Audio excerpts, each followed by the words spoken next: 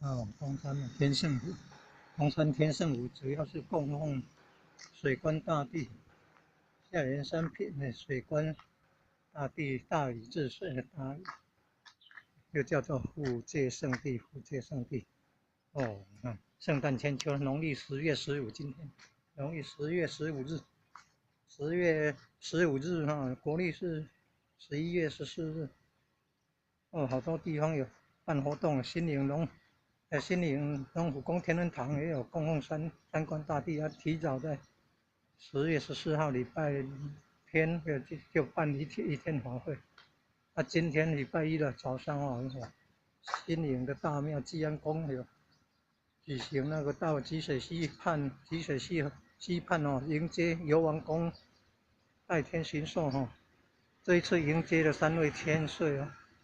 是参考，那是来自于36位进士，唐朝玄宗唐明皇那个时候36位进士，演变成为代天巡狩游王公由官甲官，由户甲户每年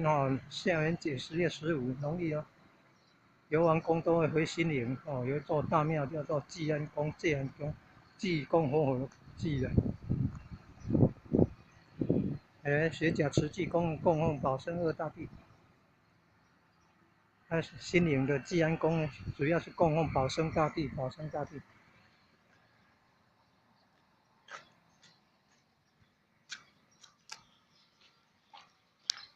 你看济安宫有活动，新营王公庙、新营同济宫王公庙也有办活动，举办那个办补财库的活动，也有演歌仔戏。你看那稻谷收割好了。你看九龙池